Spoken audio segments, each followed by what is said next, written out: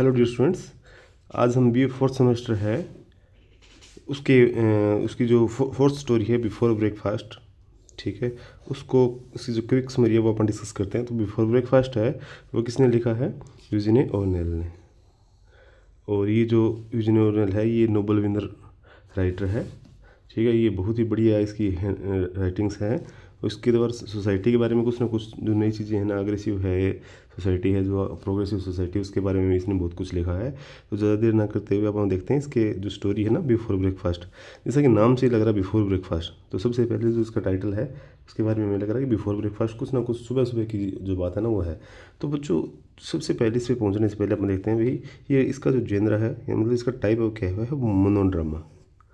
Mono मतलब single, ठीक है। ड्रामा तो मतलब इसके अंदर कोई ना कोई सिंगल है ना जो बंदा, उसके बारे में बात की गई है। इसमें जो मिसिज रोलैंड है ये एक वर्किंग लेडी है और यहाँ एक उसका हस्बैंड है, ठीक है। ये हस्बैंड, ये इसकी वाइफ है। तो ये हस्बैंड और वाइफ दोनों एक ही साथ रह रहे हैं। और अब जो दोनों रह रहे हैं तो ये है एक रिच बैकग्राउंड का, और ये है एक मध्यम रिच फैमिली कहते हैं, मीडियम वाली वो है। इसका जो फादर था वो एक किराना शॉप चलाता था। तो ये एक हार्ड वर्कर लेडी है और अब यही काम कर रही है घर पे, और ये जो बंदा है ये घर पे फ्री बैठे खा रहा है। ये एक पेशे से एक पोइट बनने की कोशिश कर रहा है और सोच रहा है अभी मैं पोइट्री करूँगा तो जो मेरी पोइट्री है वो सक्सेस हो जाएगी, और जो मैं एक दिन अमीर आदमी बन जाऊँगा। ये इसके डे ड्रीम है, ये इस तरह से काम करता है, लेकिन रियलिटी में कोई भी काम नहीं करता। जो घर का जो खर्चा है वो सारा सारा मिसेस राउलैंड है ये चला रही है। ये स्टिचिंग करती है, एक्स्ट्रा वर्क भी करती है, काफ़ी कुछ चीज़ें करती है अपना घर चलाने के लिए। अब सुबह सुबह का टाइम है। अब मिसेस जो रोलैंड है ना, इसको कहती है तू आज है ना, तू शेव वगैरह कर ले और नहा ले, तू थोड़ा जल्दी निकल, मेरे को भी काम पे जाना है, क्योंकि हमें इस वीक क्या करना है, अपने को जो रेंट देना है फ्लैट का।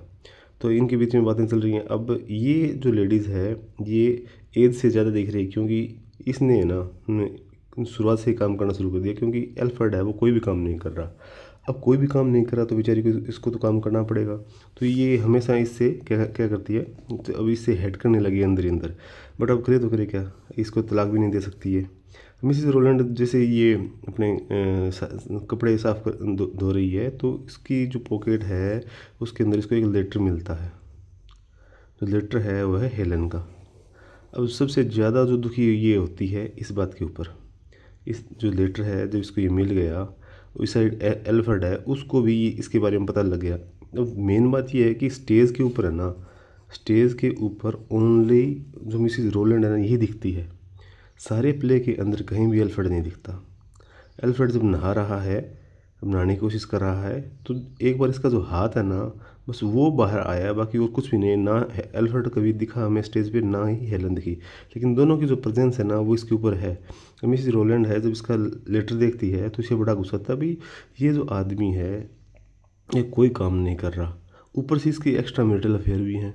तो ये बड़ी दुखी होती है, ये इसको इनके आपस में कुछ बातें भी होती हैं।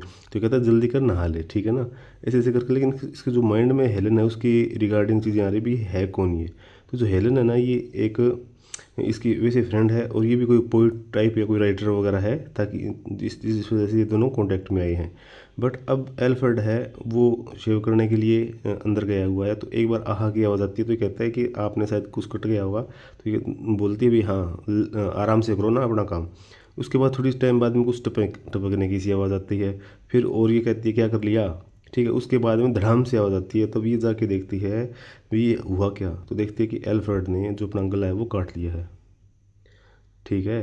तो अब एल्फ्रेड ने मतलब क्या कर लिया, सुसाइड कर लिया है। सुसाइड करते ही जो नाम है इससे ये बहुत ज़्यादा घबरा जाती है और ये भाग जाती है।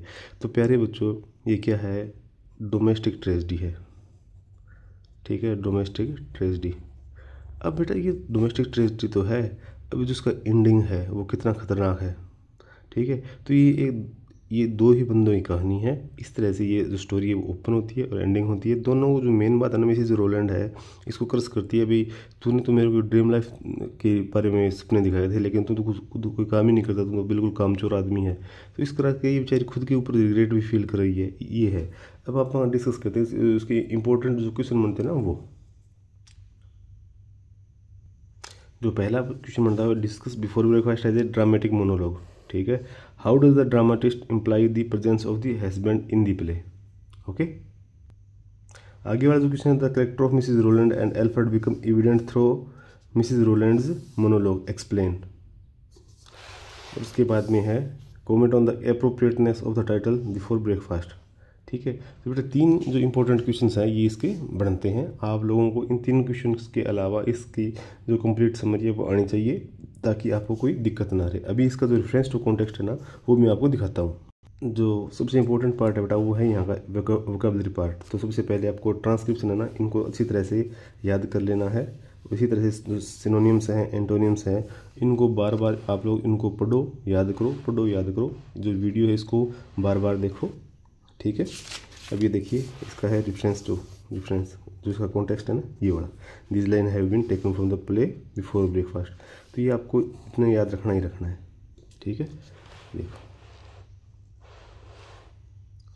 चलो ठीक है बच्चों, ऑल दी बेस्ट।